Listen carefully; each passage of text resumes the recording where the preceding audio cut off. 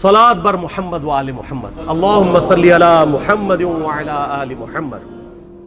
واقعہ کربلا اس سے ریلیٹڈ نہیں ہے کہ جی ان کے اوپر پانی بند ہو گیا، ان کے اوپر ظلم ہوا، کتنے بندے شہید ہوئے، یہ سیکنڈری چیز ہے۔ اصل چیز ہے کربلا ہوئی کیوں نبی علیہ السلام کی محنت کو 50 سال کے اندر اس لیول تک پہنچا دیا گیا کہ ہزاروں صحابہ زندہ ہیں اور نبی صلی اللہ علیہ وآلہ وسلم کی پوری اولاد ذبح کر دی جاتی ہے۔ ہم تو یہ کہہ نہیں رہے کہ کیسے ذبح کیا انہوں نے، آری چلائی تھی یا تلوار چلائی تھی، یہ تو واقعہ کربلا تو سب کو پتہ ہے، ان کی شہادت بھی سب کو پتہ ہے۔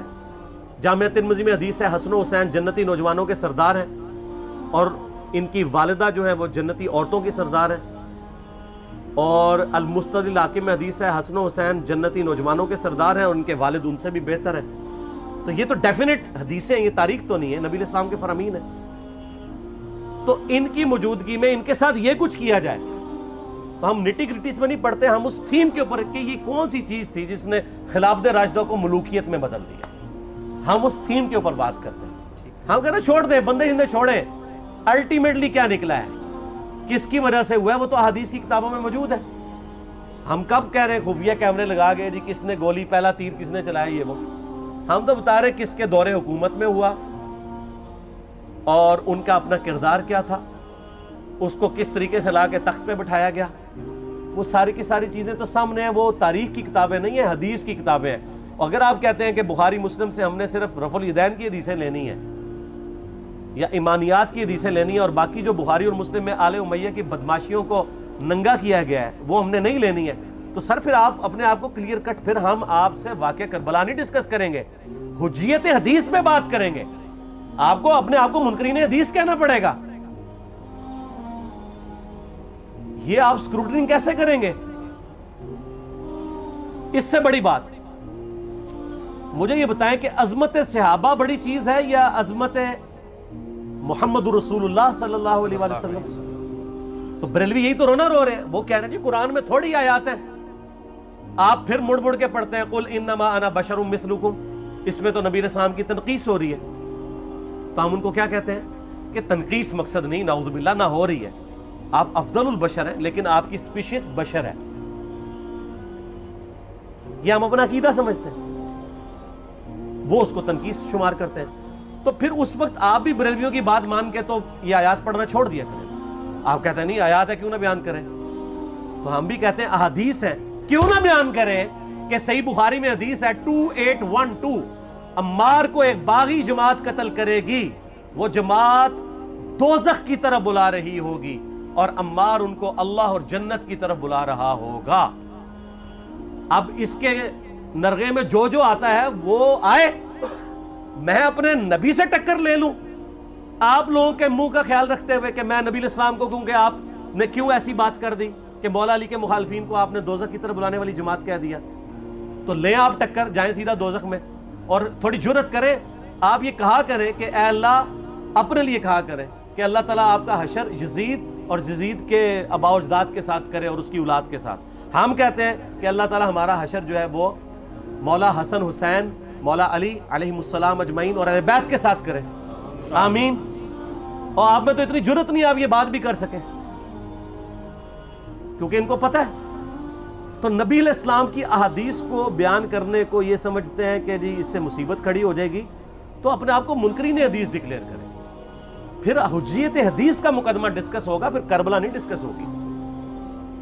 اور یہ ٹی وی پہ بھی آ کے مولوی بیٹھے ہوتے ہیں، سنیوں کے بھی شیعوں کے بھی، مڑ مڑ کے جی وہ یزید نے یہ کر دیا، وہ یزید نے کیا کیا ہے یار؟ وہ تو سسٹم کا نمائندہ بن کے آیا جو پیچھے سے خراب تھا۔ یزید کو لے کے بیٹھے ہیں، یزید یزید یزید یزید، بھائی پیچھے سے معاملہ خراب ہوا۔ اگر نہیں یقین آتا تو یہ بخاری مسلم کی میں نے آلموسٹ 200 سے زیادہ احادیث مین سٹریم کی کتابوں سے اکثر بخاری مسلم جمع کیے، پڑھے، اور سر میں نے تو ان کو چیلنج دیا ہے یہ حدیثیں پڑھ کے نا اپنے ممبروں سے صرف ان حدیثوں کی تشریح اپنی پبلک کے سامنے کر دیں، نہیں کر سکتے، تو وہ لعنت کے مستحق تو ہو رہے ہیں حق چھپا کے، اور قیامت دن کے منہ پہ لگام ڈالیے، اور پھر مڑ مڑ کے کہتے ہیں نہیں جی وہ کچھ چیزیں خاص ہوتی ہیں وہ عوام الناس کے سامنے نہیں کرنی چاہیے، وہ صحابہ کرام بھی بعض اوقات ایسی باتیں پبلکلی نہیں کرتے تھے، میں نے اس کے اوپر بڑا ایک میرا کلپ ہے یوٹیوب پہ، مولا علی سے متعلق 5 جھوٹ، تو میں نے کافی ساری چیزیں اس میں ڈسکس کی ہیں. لیکن میں یہ کہتا ہوں کہ اللہ کے بندو، جو چیزیں نبی علیہ السلام نے منع کی ہیں بیان کرنے سے، وہ تو ہم ڈسکس کر بھی نہیں رہے. میں نے آج تک آپ کو منافقین کے نام بتائے ہیں؟ آپ نے حذیفہ ابن یمان کو بتایا تھے نا آپ صلی اللہ علیہ وآلہ وسلم نے، صحیح بخاری میں آتا ہے. تو میں نے آپ کو بتایا، آپ رازدار رسول تھے، ختم ہوگی بات. میں نے کبھی ڈسکس کی ہے؟ اگرچہ میں نے صحیح مسلم کی حدیث 7035 نمبر ڈسکس کی ہے کہ نبی علیہ السلام نے فرمایا میرے صحابہ میں 12 منافق ہیں، وہ کبھی بھی جنت میں داخل نہیں ہوں گے یہاں تک کہ سوئی کی ناکے سے اونٹ نہ گزر جائے، اور ان میں سے 8 ایسے ہیں جس کی کمر پہ دوبیلا پھوڑا نکلے گا. میں نے آج تک آپ کو بتایا کہ کس کس کی کمر پہ دوبیلا پھوڑا نکلا اور اس کی موت اسی پھوڑے میں ہوئی ہے؟ بتایا؟ تو میں تو وہ چیزیں ڈسکس بھی نہیں کر رہا، میں وہ چیزیں ڈسکس کر رہا ہوں جو نبی علیہ السلام نے علامات النبوہ میں بتائی ہیں. یہ امام بخاری حدیث نبوت کی دلیل کے چیپٹر میں لے کے آئے ہیں، اور امام بہقی نے 3500 احادیث پر مشتمل ایک کتاب لکھی ہے دلائل النبوہ، کہ ہم نبی صلی اللہ علیہ وسلم کو نبی کیوں مانتے ہیں، اس کے اوپر. اور اس میں یہ ساری حدیثیں عمار بن یاسر کے قتل والی لے کے آئے ہیں، بتانے کے لیے کہ دیکھیں ہمارے نبی علیہ السلام کی نبوت کی دلیل ہے کہ آپ نے اپنی وفات کے آلموسٹ 30 سال کے بعد ہونے والے واقعے کو پہلے ہی بتا دیا. یہ حدیثیں چھپانے والی نہیں، بیان کرنے والی ہیں، علامات النبوہ کی حدیثیں ہیں. آپ کہتے ہیں چھپائیں، اگر کوئی حدیث دنیا میں نہیں چھپائی جا سکتی نا تو علامات النبوہ والی حدیث ہے، کیونکہ وہ تو نبی صلی اللہ علیہ وسلم کی نبوت کو جسٹیفائی کرتی ہے. ورنہ میرا ایک معصومانہ سوال ہے کہ نبی صلی اللہ علیہ وسلم نے یہ باتیں کر کے ان کے زوم میں نعوذ باللہ امت کو مصیبت میں ڈال دیا. آپ نے خود ہی فرمایا کہ یہ ہوگا. کیوں فرمایا آپ نے؟ میں تو بیان کر کے مجرم ہوں، تو جس نے مجھے خبر دی ہے ان کے بارے میں آپ کا کیا خیال ہے؟ یہ مسند احمد کی حدیث یہ میں نے گھر بیٹھ کے بنائی ہے کہ میری بیوی کا کیا حال ہوگا جس پہ خوف کے کتے بھونکیں گے. تو سیدہ عائشہ سے مجھ سے زیادہ نبی علیہ السلام کو محبت تھی، لیکن آپ اللہ کے پیغمبر تھے، آپ نے اپنے گھر کی خبر بھی نہیں چھپائی، بتا دی کہ یہ ہوگا. اور اس سے بڑھ کے آپ صحیح بخاری میں دیکھیں عمار بن یاسر کا خطبہ ہے. میں نے یہ سارا، پریشان نہیں ہونا، یہ ریسرچ پیپر میں سارا کچھ موجود ہے، اور کوئی چیز بھی ایسی نہیں جو اس میں سکپ ہو. صحیح بخاری میں خطبہ ہے کہ عمار بن یاسر کو مولا علی نے بھیجا کوفے میں. کوفے والے نیوٹرل ہو گئے تھے کیونکہ بصرہ سے سیدہ عائشہ آ رہی تھیں، اور وہاں پہ انہوں نے کہا نہ ہم سیدہ عائشہ کا ساتھ دیں گے نہ مولا علی کا دیں گے. تو عمار بن یاسر کو تیار کرنے کے لیے، یعنی وہاں کے جو عوام تھی اس قتال کے لیے، مولا علی نے بھیجا. تو سیدنا عمار بن یاسر نے وہاں پہ کوفے کے منبر پہ خطبہ دیا. بخاری کے الفاظ ہیں، اوپر والی سیڑھی پہ عمار بن یاسر نے حسن ابن علی کو بٹھایا، حالانکہ حسن ابن علی سے 4 گنا بڑی عمر تھی عمار بن یاسر کی، 90 پلس ہو چکے ہوئے تھے، 3-4 گنا ان کی عمر تھی. لیکن اہل بیت کا احترام کیا، خود نچلی سیڑھی پہ بیٹھے. بخاری کے الفاظ ہیں کہ اے لوگو اللہ نے تمہیں آزمایا ہے، ایک طرف دنیا اور آخرت میں تمہارے نبی کی بیوی ہے سیدہ عائشہ، دنیا اور آخرت میں، یعنی عزت اپنی جگہ قائم. یہاں لوگ سمجھتے ہیں کسی کی غلطی آ گئی تو پتہ نہیں کیا ہو گیا، وہ یار اس کا مرتبہ اپنی جگہ ہے، غلطی اپنی جگہ ہے، پیغمبر نہیں ہے وہ. اور دوسری طرف علی ابن ابی طالب ہے. اللہ اب دیکھے گا تم عائشہ کی اطاعت کرتے ہو یا اللہ کی، علی کی نہیں اللہ کی. کیوں؟ یا ایھا الذین آمنوا اطیعوا اللہ واطیعوا الرسول واولی الامر منکم. ان کا اولو الامر مولا علی ہیں، ان کی اطاعت واجب ہے. یہ اللہ نے آزمایا ہے کہ اللہ کی اطاعت کرتے ہو یا عائشہ کی. اور آپ حیران ہوں گے، یہ حدیث امام بخاری حضرت عائشہ کی فضیلت والے چیپٹر میں لے کے آئے ہیں. اگر امام بخاری مشورہ کر لیتے نا ناسبیوں سے تو انہوں نے کہا تھا سر آخری صحیح رکھو، پچھلے والا رہن دو، بلکہ پچھلے والا رکھو آخری والا رہن دو، کہ عائشہ دنیا اور آخرت میں. وہ حدیث گھڑنے کا میں آپ کو طریقہ بتاتا ہوں، کاٹ چھانٹ کرنے کا.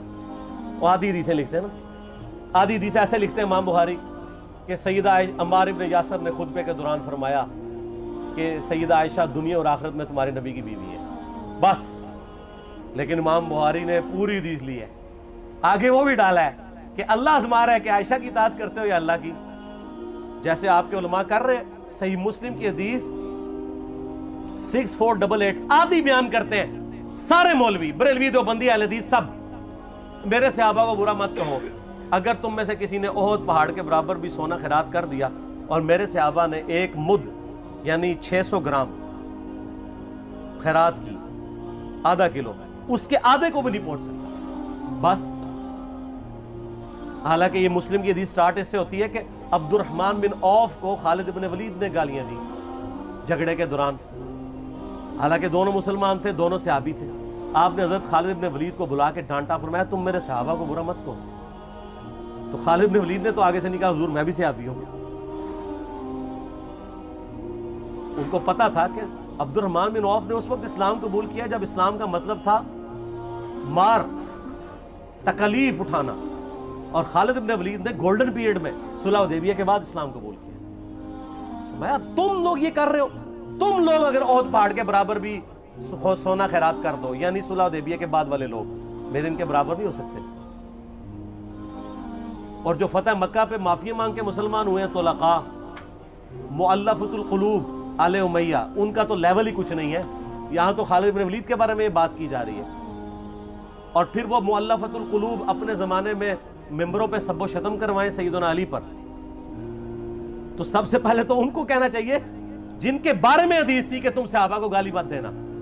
ہم نے تو خیر کبھی دی بھی نہیں ہے. اور میں یہ آخری جملہ ان کو ایسا بولتا ہوں کہ جو ان کے دماغ تک ڈرل کر جائے گا کہ آل امیہ نے جو کچھ اپنے دور کے اندر سیدنا علی کی گستاخیاں کی ہیں نا, ہم نے تو ویسی کوئی ایک گستاخی بھی آل امیہ کے بارے میں نہیں کی ہے. میں نے آج تک آل امیہ کے اوپر بائی نیم کسی کے اوپر لعنت کی ہے؟ حالانکہ یہ مولا علی پہ کرتے رہے. یہ ہے لعنتی خود ہو گئے نا, جب مولا علی پہ لعنت کی تو لوٹ آئی. مسند ابی اعلیٰ میں صحیح سند کے ساتھ حدیث موجود ہے, مسند احمد میں بھی موجود ہے کہ سیدنا علی کو جس نے گالی دی اس نے رسول اللہ کو گالی دی صلی اللہ علیہ وسلم. جب ام سلمہ نے کہا تھا, شیخ زبیر صاحب نے اس کو تحکیم میں صحیح لکھا ہوا ہے فوٹ نوٹ کے اوپر, کہ لوگوں تمہارے ممبروں پر رسول اللہ کو گالیاں دی جاتی ہیں, تو انہوں نے کہا معاذ اللہ, ہم کب کہیں گے, ایسا نہیں ہو سکتا.